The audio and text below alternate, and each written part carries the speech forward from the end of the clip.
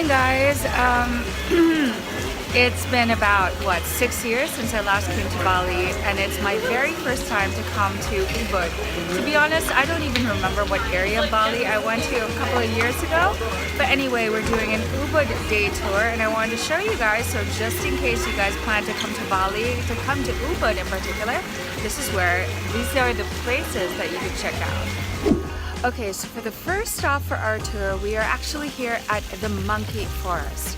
And if you've ever been to the one in Malaysia where it's the Batu caves, those were the first time where I've seen so many monkeys, and they're like grabbing onto your things, your phones, your food. They steal it, and they're quite very, very tricky. So those are some of the rules that were told to us. You know, don't panic, don't run.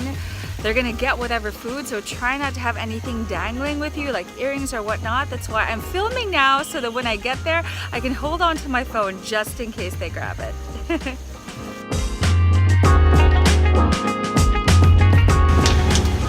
So, are you ready to see some monkeys? They are called Balinese long-tail monkeys. And come to think of it, my brother was born in the year of the monkey, so we're calling on to my brother so we get the great shots.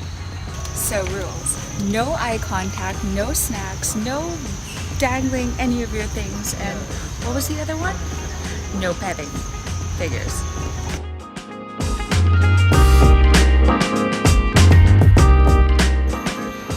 People are like so afraid to go near the monkeys because you know how tricky they are. So people are just like kind of sort of just going near them. Because you're not even allowed to sit down near them as well. Like there was a tourist that was sitting down the sidewalk, and all the caretakers were like, no, stand. Oh, here's a holy shit. So I was filming like one monkey eating corn, and he was like this. Again. Afraid. Oh my god, they're so scary, so stressful.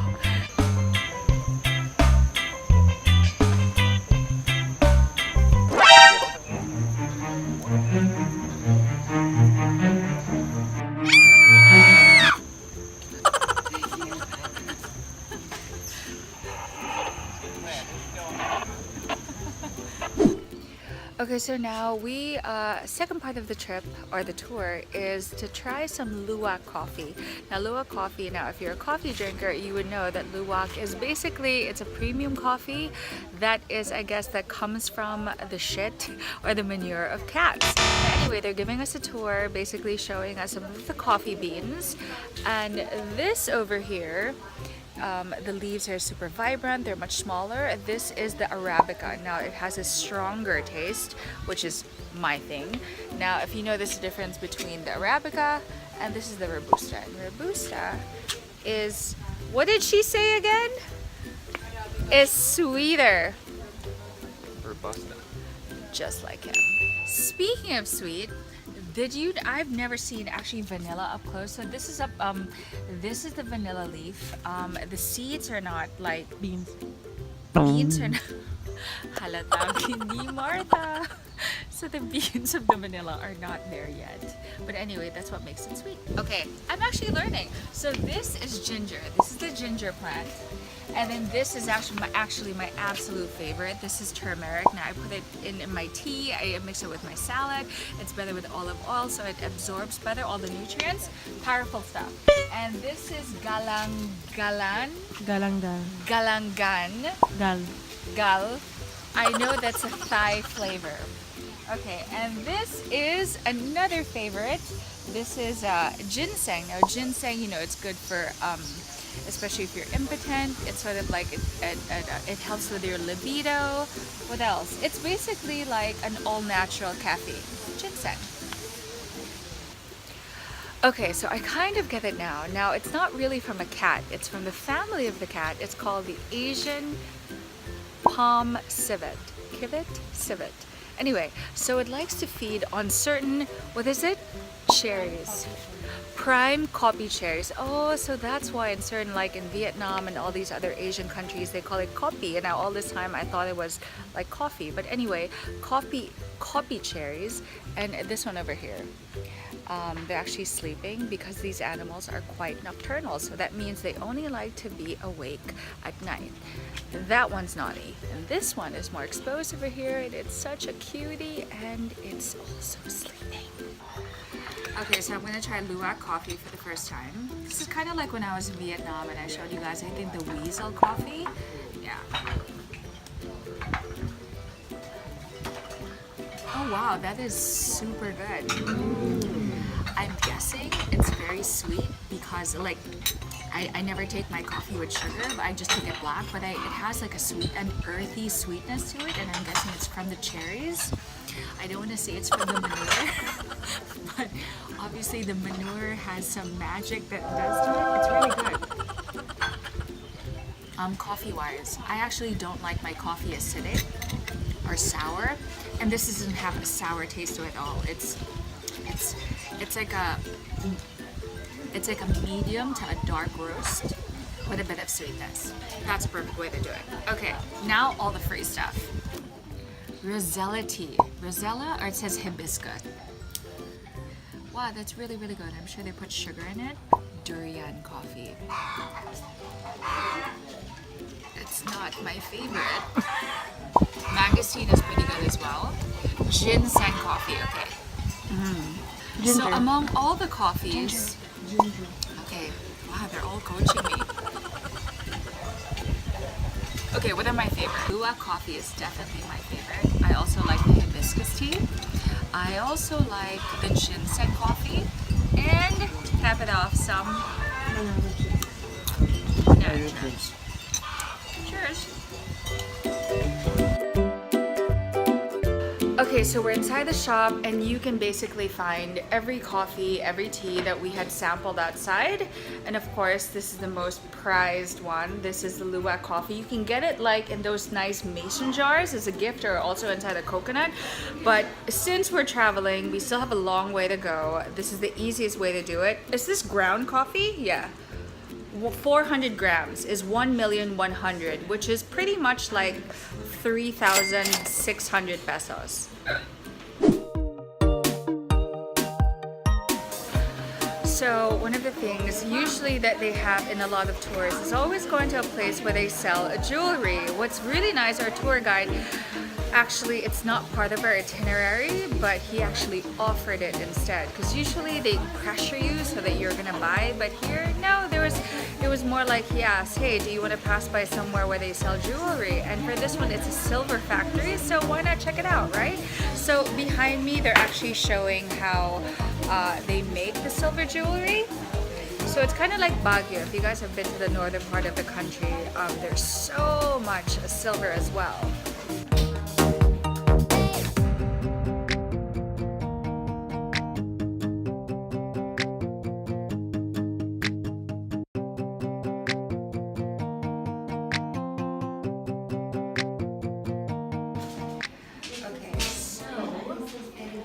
I've always wanted to get like chains in different lengths, so I got the short one and a long one so that you can layer them together.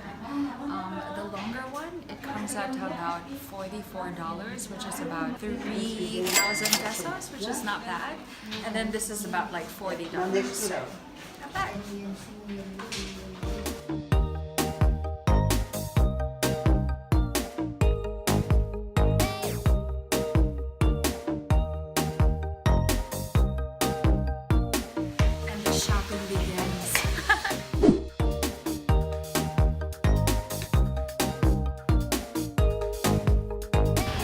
Okay, the one thing that everybody buys in Bali, in fact, even brands like Zara have their own version, and it obviously probably comes from here or somewhere in Asia, are called the Bali bags. So they're round and they all they all look similar with some varieties in design. And we were told by our tour guide, for a small one, it costs about 200 pesos. Around 200 pesos. No, sorry, around 400 pesos. But some stores, if you don't haggle, for example, if they say 500,000, you have to haggle all the way down to 50,000 because they will make sure, you know, because they know you're gonna haggle anyway. So let's see. So there's this, and it also comes like in a variety of designs. I think I'm gonna go for the plain one, so it goes with many other things. Okay, so finally, the price for this is 125 Indonesian rupiah, and that's about like 450 pesos. When they sell this in Manila, it's about like, the cheapest you can get is about 900, and it goes all the way to 3,000 sometimes if you have no idea. So definitely it's much cheaper here. So there's another store that we actually went to, and can you imagine, they actually charged $85 for a freaking Bali bag. Jesus. But here, these ones actually go for about 400 pesos, which is about like less than $10. That's how it should be. Crazy. So basically when you buy, it doesn't come with batik yet, or at least some of the styles, and then she'll just do it right in front of you. She'll put the batik lining, which is pretty awesome. Super quick, about 10 minutes, done. This is what we got. So this one over here, there's only one of these, and this is, oh.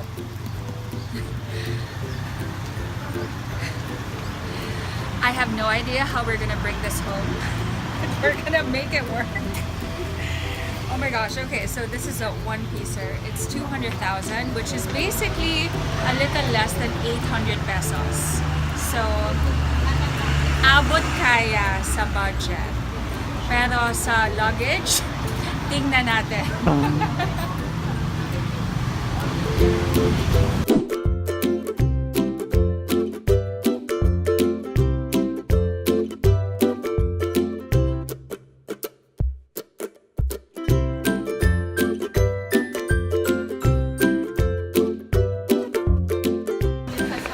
Okay, so I don't think I'm gonna go all the way down to the waterfalls, but it's nice that in every sort of, I guess, how many yards, there's like a nest. And there's so many photos on Instagram that you see that there's a nest. And I actually thought that there was just that one place, the iconic one. But it's just so nice that just in case you don't get to go on that tour, you have it right here. Thank goodness. Wow, I think that girl had her prenup shoot with her fiance. Gotta give them props. To think we didn't even go down to the waterfalls. We are like exhausted. Oh gosh.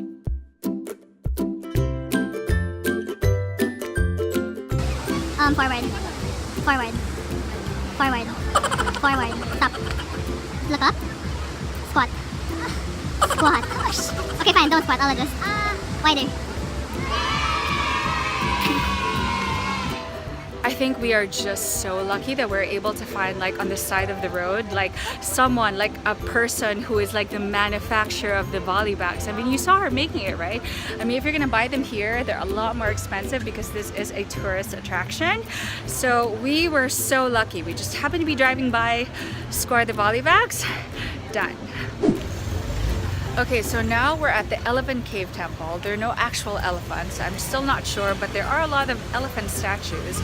Now, we are told by our tourist guide, now once you enter, at least in the parking lot, they will keep selling you sarongs, because since it is a temple, you know, propriety is very important. But don't worry, because before you enter, they actually provide you one. So don't think that you need to buy one just to enter. So that's a tip for you. Okay, since I'm wearing a long skirt, I don't need to wear a sarong because look, you can see it right there. They have their sarongs right there. It's absolutely free. It's more of your legs that you can't expose, so they put it on the men as well.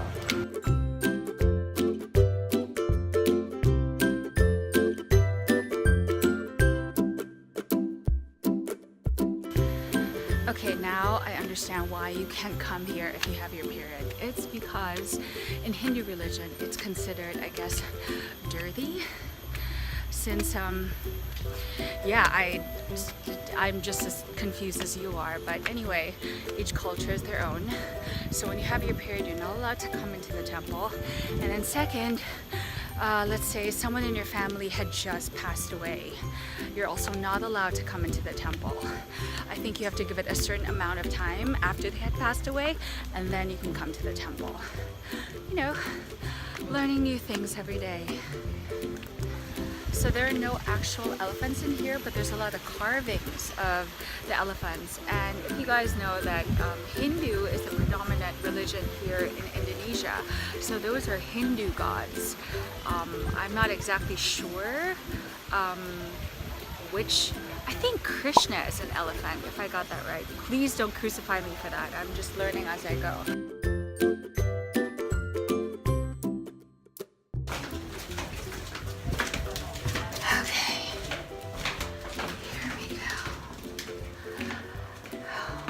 Wow, I'm actually all alone now. So inside the elephant cave, there's different Buddha statues. There's one on the left, there's one on the right. I couldn't really understand what the tour guide was saying, but basically the Buddha statues, of course, they signify like a certain god. It's kind of like in Catholicism, there's different types of Mother Marys, different types of Jesuses, like Jesus of the Sacred Heart and all these things. And you can see like people can leave like their offerings, their flowers, even money as well. So this is the elephant cave. Now I understand. And they kept stressing there are no actual elephants here.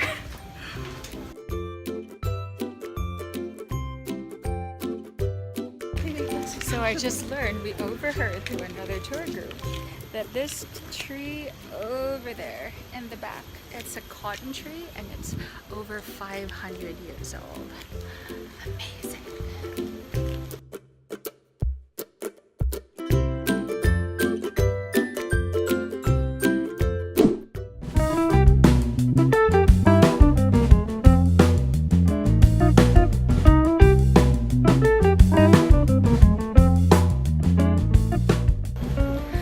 I've always wanted to go to our very own Banawe Rice Terraces, which is, I believe, one of the wonders of the world.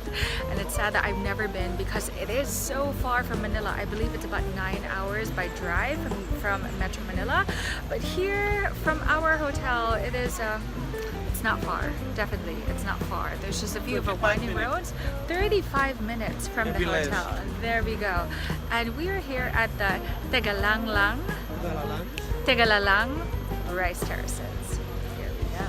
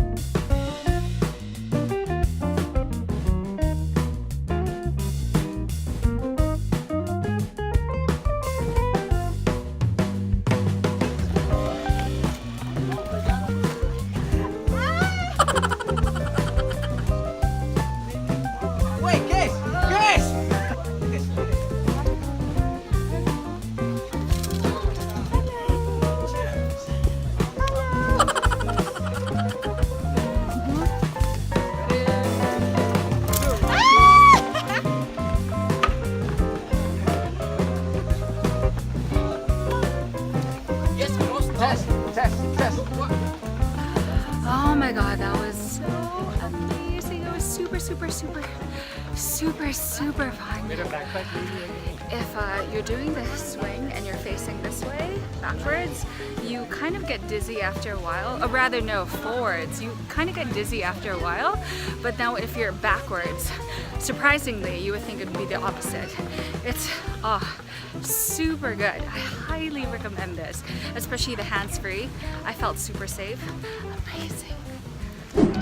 Okay, so we're having dinner now at our hotel resort, and it's called Visesa, and there's a couple of restaurants within the resort compound. There's one that's vegetarian, there's one that's their cafe, and we're here in Padis, right? Padis. So Padis is a pescatarian vegetarian fine dining restaurant, and from the way it is so fancy because he is now preparing our welcome drink, an aperitif. I'm having a cocktail, a martini. Why do I feel like the bill is going to be super expensive? Because they are so attentive to us, whether it be that we are the first guests. But as you can see, the interiors are super classy. In fact, this restaurant actually won an award as one of the top restaurants in the world for 2018. So pretty impressive. It's a set menu, so there's either a 7-course or a 9-course. You just have to tell them what you're allergic to, and then there's preparing it in an open kitchen. They have vegetarian and of course pescatarian. So for those of you who don't know, pescatarian means just seafood, so they do not serve meat here at the restaurant.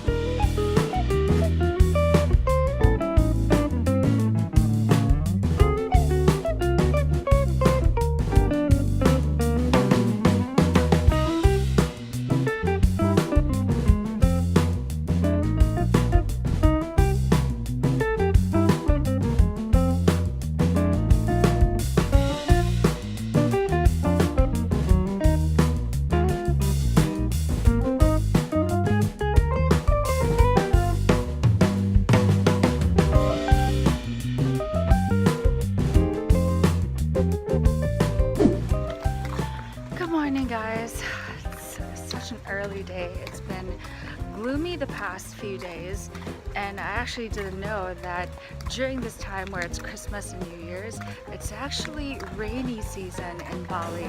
So that's something to think about. So yes, it's hot, but it's gloomy. So it's like gloomy, so it's no. It's actually good that it's gloomy, so it's not so hot. But if you're thinking about your photos, then yeah, that's a whole other story. Yeah, Visesa, this resort, it's a luxury resort. You're just surrounded by rice fields, which is pretty much what Ubud is about.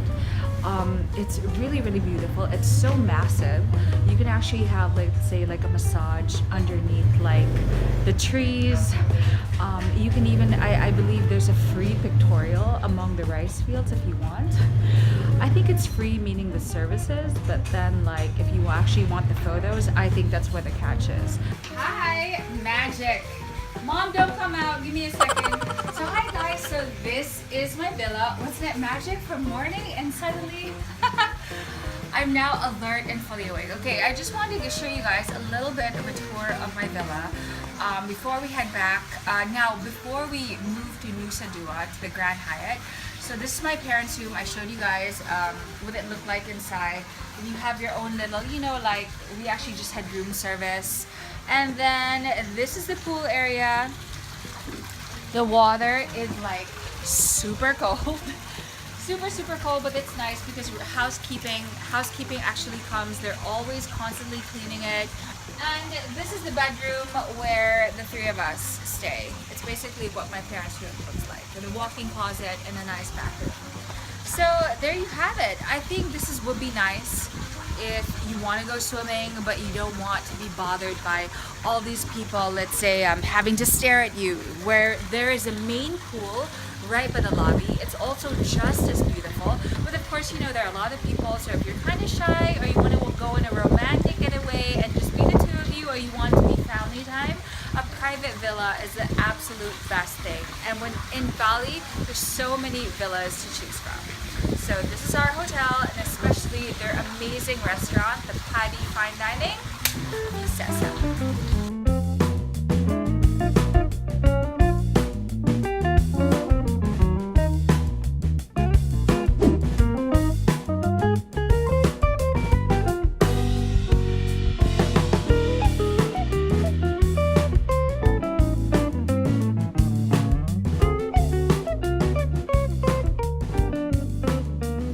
So I can see why they call it Sulawesi Art Market. It's because there's so many paintings surrounding the market. It actually looks kind of small when you come in, but if you go inside through all the little lanes, there's so many booths. They're pretty much selling all the same things. A lot of tourist goods, a lot of paintings, a lot of handicrafts, and you seriously, guys, you have to bargain like fuck. Like for example, like my Bali bag, I got this for 200 and they're charging me here for 600. Naughty. So your bargaining skills really have to be like on point. Anyway, this place is about 40 minutes away from Ubud. We're on our way to Nusa Dua. Might as well make a stop. I always see this photo or this area always on Instagram and I just wanted to check it out. So let's see what we can actually buy. Okay, so I didn't come here to make friends. I came here to get a bargain. So there's this bag that I was really eyeing. Like I was telling you, it was so expensive. She was giving it to me for 600. And it was a bit of a heated discussion, which started out with a very warm, hi, how are you? And I got down for 250. These typical bags, the ones that you see everywhere, you can get it to even for 100, for 150. But she said that these ones, I don't know why or whether she was just lying to me, but I'm happy with it. So this is about 1,000 pesos. Okay, so we are about an hour away from Ubud and now we're here in a batik factory. Now batik is probably one of the most famous exports, at least for me, fabric exports from Indonesia. It has a really distinct style, a distinct print to it. I'm sure you can see a lot of it in flea markets or just in normal central markets, but as they say, not all things are made the same just because they look the same. My mom was telling me that she came to Bali or Indonesia in the 1980s and she bought a couple of batik and they were actually quite expensive already at that time, and it's already what, 2018 now, and they still look as vibrant as the day she bought it, like it were yesterday. So a lot of the the good quality batik that you'll find, after you wash it, it fades in color. But the really good quality ones, as you can see here in the back, that they're actually showing you the details or the processes that it goes through to make really good quality fabric. Even with time, the colors still stay the same.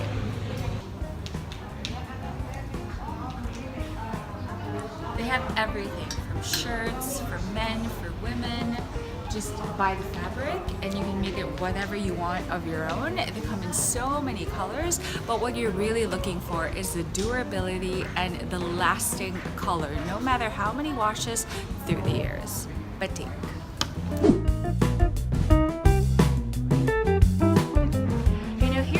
It is really a massive complex of hotels, and the Grand Hyatt just happens to be one of them. There's the Regis, there's Novotel, and so many more. And so if you don't have the time or even want to be bothered to move out of this vicinity, there's a giant mall complex as well, which is called the Bali Collection.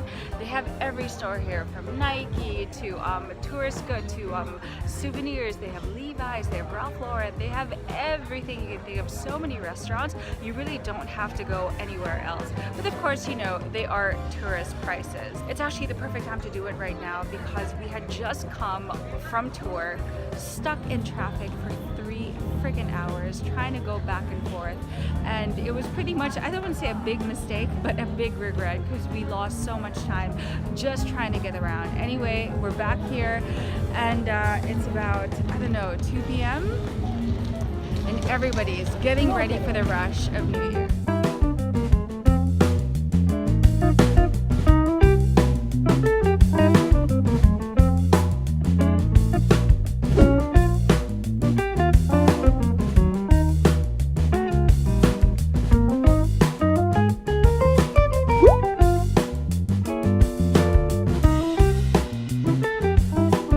I'm so annoyed. I actually wore my bedroom slippers to the beach out of my excitement to go.